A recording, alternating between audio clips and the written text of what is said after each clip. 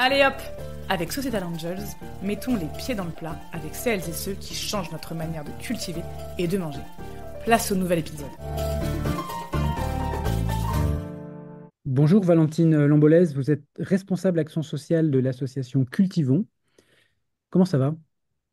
Ça va très bien. Je suis très contente de participer à ce podcast pour raconter un peu ce qu'on fait grâce au soutien de Société Angels. L'association a été lauréate de l'appel à projet Copalim en fait, du fonds de dotation Societal Angels, comme tu l'as expliqué. Le thème général, c'était les nouvelles coopérations et solidarités alimentaires sur le territoire de l'Isère. Et vous avez été sélectionné sur un dispositif que vous souhaitez développer autour d'une application, d'un logiciel qui s'appelle OptiCourse, pour sensibiliser, former autour de l'alimentation avec de petits budgets mais qualitatifs. Donc, pour démarrer, d'abord, est-ce que tu peux te présenter toi-même, l'association, et rapidement brosser le tableau de ce projet lauréat sur lequel on va pouvoir échanger pendant ce podcast? Oui, donc moi c'est Valentine. Je travaille du coup à Cultivons et du coup dans le projet du Bar Radis depuis bientôt 3 ans. Et donc moi, j'ai en charge le volet lié au projet social, donc toutes les actions et projets qu'on développe grâce à des soutiens financiers, publics ou privés. Donc on a notamment développé le marché Flaubert qui se déroule sur le parvis de la Bifurque en partenariat justement avec la Bifurque et d'autres projets sur le territoire ou au sein du Barradi. Voilà, et je suis en charge aussi de développer les partenariats et les coopérations sur le territoire. Et donc, Optique Course, c'est un projet qui nous tenait à cœur depuis un moment parce qu'il permet de réunir plusieurs enjeux qu'on essaye de traiter au sein de l'association. Puisque Cultivons existe depuis 10 ans. C'est les 10 ans, on va fêter les 10 ans cette année. Et du coup, la base de l'association, c'était de travailler sur l'agriculture urbaine pour notamment développer des potagers en ville en travaillant avec les bailleurs sociaux pour permettre à des habitants de devenir autonomes sur la gestion du potager. Et puis petit à petit, en touchant à ces sujets-là, l'association s'est intéressée à l'alimentation de façon plus générale et du coup à tous les enjeux qui touchaient la transition alimentaire. Et donc aujourd'hui, on travaille à la fois sur les volets d'environnement en prenant l'entrée de l'agriculture urbaine comme porte d'entrée de sensibilisation et de partage autour de ces enjeux environnementaux. Le volet santé, comment l'alimentation en fait a un rôle dans la prévention et la préservation d'une bonne santé humaine. Et puis les enjeux d'accessibilité et de lutte contre la précarité qui sont aussi essentiels et comment on essaye de défendre un droit à l'alimentation pour garantir l'accès à une alimentation de qualité d'un point de vue nutritionnel, d'un point de vue environnemental, etc., à tout le monde. Donc, Et du coup, tout vos actions se traduisent comment? Par des réunions de sensibilisation, vous allez sur le terrain. Est-ce qu'il y a aussi un plaidoyer, une action de plaidoyer auprès des pouvoirs publics sur ces aspects-là? Ouais, et on a un gros volet de sensibilisation et d'animation, que ce soit donc des ateliers qu'on fait au Baradi, puisque Cultivons est une des structures fondatrices du Baradi. On a aussi des projets qu'on va développer du coup sur le territoire, comme le marché, où là on travaille en coopération avec des acteurs. Et puis on appartient à plusieurs réseaux, notamment le réseau Calisoli sur le territoire, qui regroupe différentes structures autour de l'alimentation. Et du coup, Calisoli a aussi été lauréat de cet appel à projet pour justement faire vivre le plaidoyer Calisoli autour de la lutte contre la précarité alimentaire et l'accès à une alimentation de qualité. On appartient aussi à un réseau qui s'appelle Caravalim, plutôt au niveau national, qui défend pareil un droit à l'alimentation. Donc on essaye de mêler effectivement de la sensibilisation et de l'accompagnement auprès des publics, du travail avec des acteurs du territoire, que ce soit des maisons des habitants, des centres sociaux, des acteurs de santé, etc. Et puis après, comment de nos expériences, de notre travail, on peut tirer aussi des apprentissages. On essaye d'évaluer nos actions et du coup de porter effectivement un plaidoyer sur ces sujets-là. D'accord. Alors, plus spécifiquement, on va parler de votre projet lauréat au Petit Course. Qu'est-ce que tu peux nous en dire? Pourquoi vous avez choisi de travailler sur ce dispositif, sur cette application, et pour quelle valeur ajoutée? C'est un programme qui permet de se faire, de rejoindre en fait deux dimensions sur lesquelles on travaille, des inégalités sociales en lien avec la santé et l'alimentation. Et c'est un programme en fait qui vise à améliorer la qualité nutritionnelle sans faire bouger le budget, donc d'améliorer le rapport prix-qualité nutritionnelle. C'est important pour nous sur le volet santé de se baser sur des travaux et l'accompagnement de professionnels de santé, de chercheurs. Ça fait un moment qu'au Baradi, on fait des ateliers avec une médecin qui s'appelle Aline Mercant. Et du coup, Opticourse s'inscrit dans ces actions autour de la santé. Donc, c'était important pour nous de déployer aussi sur un programme voilà, qui a été testé, reconnu, évalué. Ça paraît assez magique quand même. Manger plus sain, bon pour la santé, sans dépenser plus. Oui, bah il y a vraiment eu un gros travail de ces chercheurs sur, voilà, sur quel levier on pouvait jouer. Et du coup, la méthode Opticourse, elle vise vraiment à partir du quotidien des personnes, de leur vécu, de leur façon de s'alimenter. Elle vient aussi voilà, un peu déconstruire des choses ou rassurer les personnes sur certains choix. Et voilà, elle vise à donner des clés aux personnes de compréhension de ce qu'est l'équilibre alimentaire, aussi de valoriser ce que les personnes font déjà bien et de comprendre les choses sur lesquelles on peut jouer. Par exemple, un exemple qui est assez parlant, c'est bah, entre des pâtes blanches et des pâtes complètes. En fait, quand on regarde le prix euh, entre des pâtes blanches et des pâtes complètes, il n'y a pas un différentiel de prix qui est énorme au prix au kilo, mais nutritionnellement, il y a vraiment un gain intéressant à consommer des pâtes complètes. Donc voilà, ça fait partie de petits ajustements. Et inversement, ben, de consommer des fruits ou légumes surgelés ou des fruits et légumes en conserve, et ben, ça permet quand même d'avoir des apports nutritionnels intéressants par rapport à la catégorie des fruits et légumes. Et c'est parfois plus accessible parce que les fruits et légumes, c'est une catégorie sur laquelle c'est difficile de faire levier parce qu'en général, il n'y a pas de premier prix ou de prix plus élevé. L'offre est la même pour tout le monde. Et du coup, il y a un enjeu à faire consommer plus de fruits et légumes qui sont importants pour la santé. Et voilà, il y a un peu des outils et des actions pour pouvoir le faire. Et ça se base vraiment sur le quotidien des personnes. Et c'est là où c'est intéressant pour vraiment réussir à créer des changements de comportement sans avoir à modifier toutes ses pratiques et son quotidien et ses habitudes. Comment ça se passe pratiquement pour un apprenant, je sais pas comment vous appelez ça, en fait, quelqu'un qui rentre dans le cycle de la méthode OptiCourse? Du coup, comment se déroule un cycle OptiCourse? Donc, c'est des ateliers, donc c'est entre 5 et 6 ateliers. Donc, nous, on va plutôt en faire 6, donc des ateliers de 2 heures. Et donc, il y a plusieurs outils d'animation qui ont un déroulé logique. Donc, ça commence par une dégustation de produits où on vient comparer pour un même produit quelles sont les différentes classifications qu'on peut faire entre types d'aliments et comment on peut après classifier les aliments par rapport à leur rapport nutritionnel. Et puis après, on aborde la question du lien avec le prix et du coup, comment on peut arbitrer des choix entre des prix ou comment on peut repérer des produits d'une même catégorie qui vont être plus intéressants au niveau du prix, mais qui vont avoir des apports nutritionnels quand même importants. Et c'est vraiment basé, du coup, il y a des outils d'animation, mais c'est aussi vraiment basé sur l'échange, la discussion. Et nous, on va essayer aussi d'intégrer des petits moments de cuisine ou de se rendre en supermarché. Et en parallèle, il y a une activité qui est proposée, qui n'est pas obligatoire, où les personnes peuvent, pendant un mois, récolter tous leurs tickets de course, les conserver. Et ensuite, nous, on fait une analyse des tickets de caisse. Où on va regarder, en fait, par catégorie d'aliments, les montants qui ont été dépensés. Et ça permet d'avoir une répartition du budget et de voir là où les personnes, eh ben, elles ont déjà des bons apports et là où on peut potentiellement venir modifier les achats de certaines catégories. catégories en baissant certaines dépenses ou en augmentant d'autres. C'est un mélange de temps collectif et puis un mélange de temps individuel.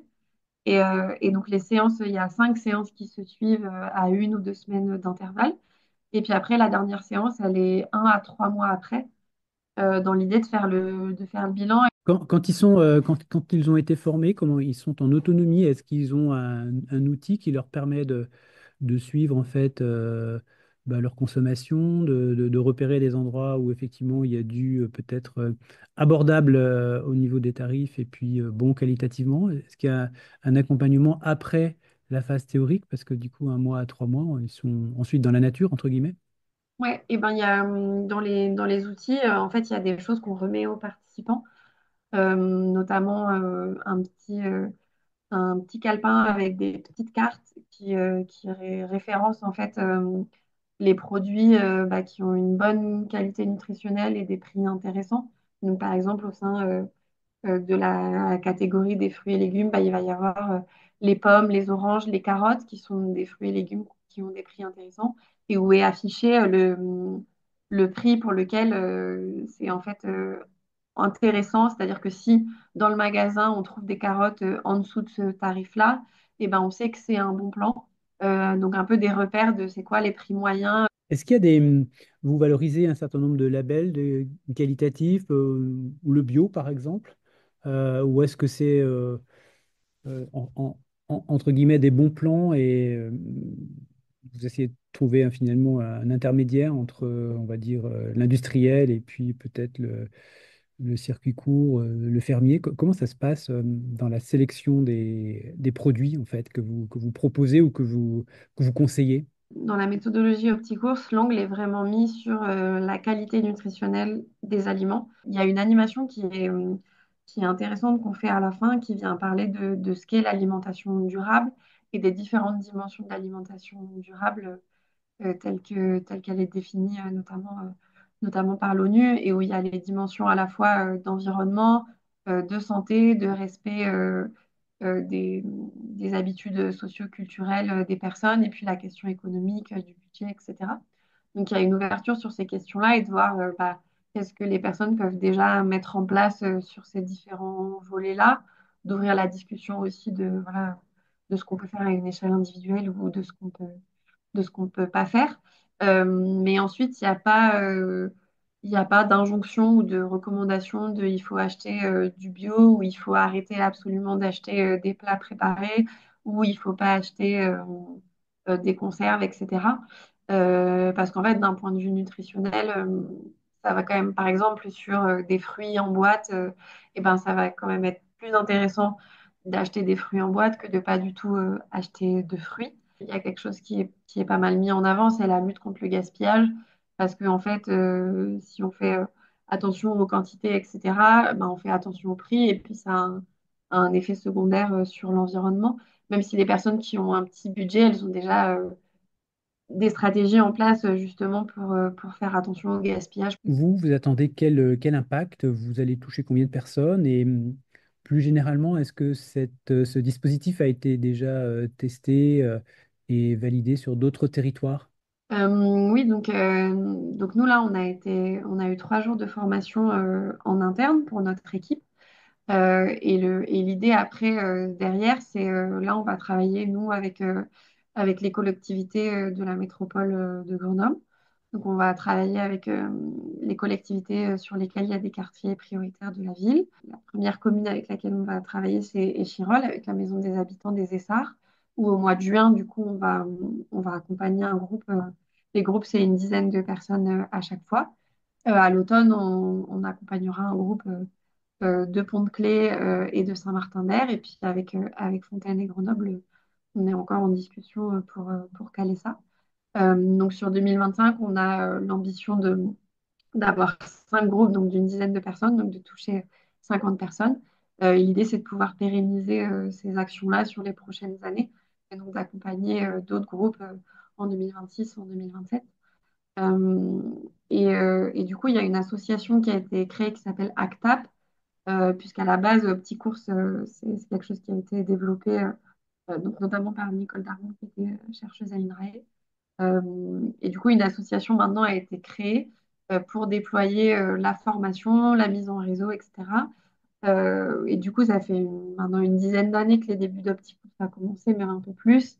Et donc, eux, ils ont pu former une centaine de personnes à travers la France. Et donc, voilà, il y a déjà eu du déploiement. Et puis, eux, quand il y a eu la recherche scientifique, à l'époque, il y a eu toute une action de suivi quantitatif et qualitatif qui ont montré des résultats probants. Et donc, nous, on va veiller aussi dans le déploiement qu'on fait à évaluer auprès des personnes l'impact que ça peut avoir. Et on a la volonté de réussir à déployer la méthode sur le territoire de la métropole et puis potentiellement le territoire isérois aussi en partenariat avec d'autres personnes. Mais on pense vraiment que c'est une méthodologie qui peut avoir un impact assez direct et rapide en fait sur les pratiques des personnes. Alors pas sur tout ce qu'on transmet d'un coup parce que voilà, des habitudes, il faut un moment pour les transmettre, mais à la fois valoriser les personnes, ce qu'elles font déjà et qu'elles se sentent aussi valorisées et déculpabilisées dans certains a priori ou certaines choses qu'elles peuvent avoir, et puis favoriser des transitions de pratiques alimentaires pour vraiment viser la prévention de la santé, parce qu'on sait qu'il y a des inégalités sociales de santé qui sont fortes sur des maladies comme l'obésité, du diabète, etc. Euh, et donc, il y a vraiment cet objectif de pouvoir faire de la prévention sur ces sujets-là sur notre territoire. Est-ce que, il y a des freins spécifiques que vous allez devoir lever? Vous avez été formé. Comment on réussit à faire passer le message? Qu'est-ce qui fait que cette méthode est plus efficace qu'une autre? Ben, nous, ce qu'on met vraiment en avant, c'est que voilà, c'est une méthodologie qui a été faite dans un cadre scientifique rigoureux avec des professionnels et qui a démontré voilà, les apports que ça avait. Notre enjeu aujourd'hui, nous, il est vraiment sur comment on construit avec les partenaires du territoire. Donc, on est vraiment sur cette idée de coopération. Euh, donc, comment on travaille avec des partenaires qui sont en lien direct au quotidien avec des habitants du territoire. Là où il y a un enjeu, c'est que l'idée, c'est que les personnes, elles suivent tous les ateliers. Donc ça demande un engagement sur au moins 5 semaines, plus un atelier 3 mois après. Et donc voilà, c'est trouver les meilleurs créneaux, les meilleurs horaires, faire en sorte que les personnes puissent assister à tous les ateliers. Mais ça, c'est voilà, une problématique courante sur les projets qui demandent un peu d'engagement. Après, si on fait une séance chaque semaine, ça fait à peu près 1 mois et demi. Donc, sur un temps de mobilisation, ça reste raisonnable. Et en général, c'est un temps où les personnes arrivent à suivre. Et des discussions qu'on a eues avec les différents partenaires jusqu'à maintenant, il y a un vrai intérêt parce que les structures de proximité se saisissent de ces enjeux d'alimentation, voient bien il y a des forts enjeux sur concilier la santé et l'accès à une alimentation de qualité et puis les questions budgétaires. Et du coup, on a plutôt eu enfin, voilà, des collectivités qui ont un répondant très bon et du coup les relations partenariales qui se passent très bien et on a réussi assez rapidement à déjà caler des sessions. Du coup, c'est très enthousiasmant et les premières sessions permettront de faire le bilan et puis après réfléchir sur un moyen terme comment on déploie de façon pérenne ces ateliers-là. Euh, un- une des questions centrales, c'est aussi que ces ateliers-là, ils soient absolument gratuits pour les personnes qui participent.